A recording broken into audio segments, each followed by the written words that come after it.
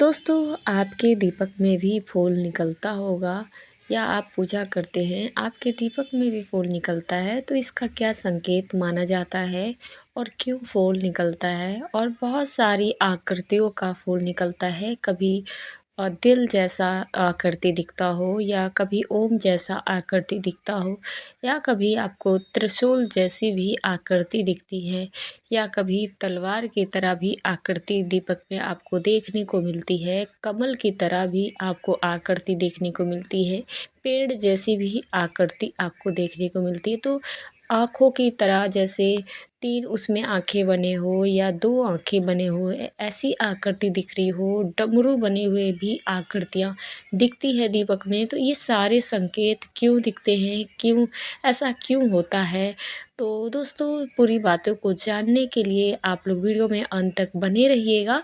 और चैनल पे पहली बार आए होंगे तो ज़रूर सब्सक्राइब कीजिए, बेल आइकन ज़रूर दबा लीजिए ताकि इसी तरीके की भक्ति से रिलेटेड वीडियो इस चैनल पे आप सभी को देखने को मिलती है। तो ज़रूर सब्सक्राइब कीजिए, बेल आइकन ज़रूर दबा लीजिए और कमेंट में जय सिया राम का जयकारा ज़रूर से लगाइएगा। तो चलिए देर ना करते हुए वीडियो को स्टार्ट करते हैं। दोस्तों,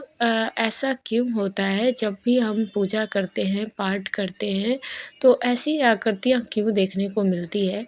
जब भी हम किसी लंबे टाइम तक या पाठ कर रहे हैं या पूजा करते हुए काफ़ी दिनों से आ रहे हैं और आपके घर में रोज़ दीपक जलता है, ज्योत जलता है सुबह शाम और हमेशा भगवान को आप पूजा करते हैं, भोग लगाते हैं, सब कुछ जैसे पाठ कर रहे हैं, पूजा कर रहे हैं, भोग लगा रहे हैं, रोज़ आपके घर में सुबह शाम दीपक जल रहा है।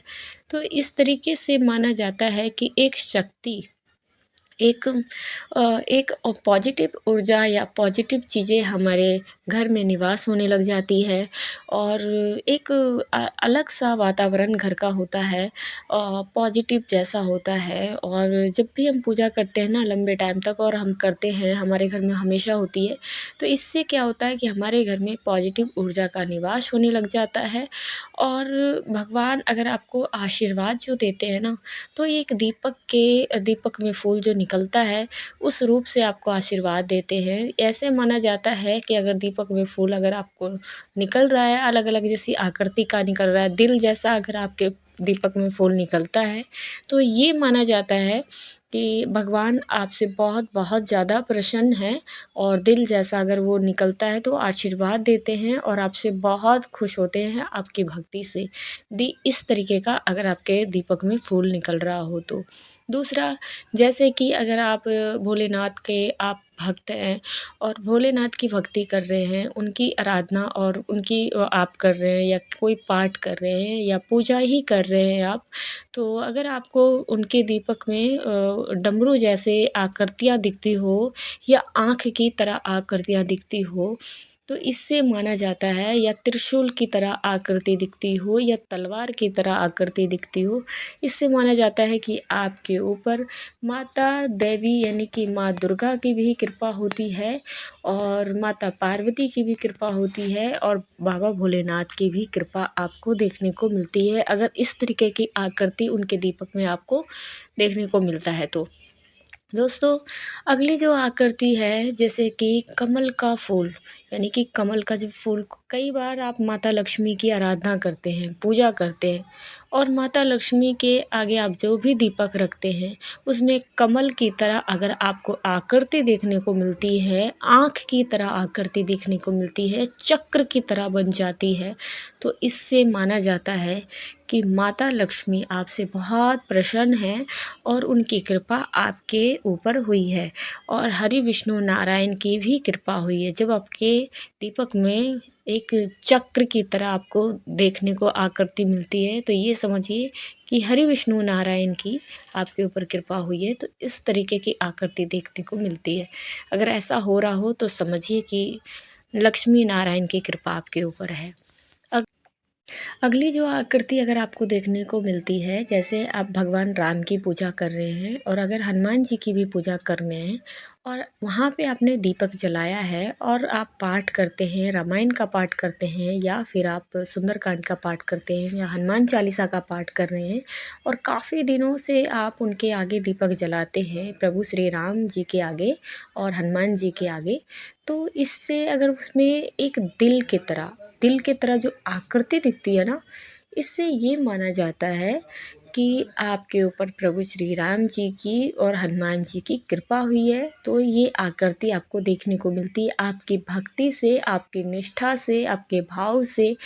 प्रभु श्री राम जी और हनुमान जी बहुत प्रसन्न हैं, तो आपको ये आकृति देखने को मिलती है। अगर ऐसा आपके दीपक में हो रहा हो, इस तरीके की आकृतियाँ दिखती हो, दिल के तरह बना हुआ, दिल के सेफ की तरह बना हो, तो इससे समझिए कि प्रभु श्री सीताराम भगवान की और हनुमान जी की कृपा है, इसलिए आपको ये आकृति देखने को मिल रही है। इस तरीके की आकृतियाँ देखने को जब मिलती है ना दोस्तों, तो समझिए कि भगवान की कृपा आपके ऊपर हो रखी है और इसलिए आकृतियाँ दिखती है। जैसे आपके घर में कोई एक ही दीपक जलता है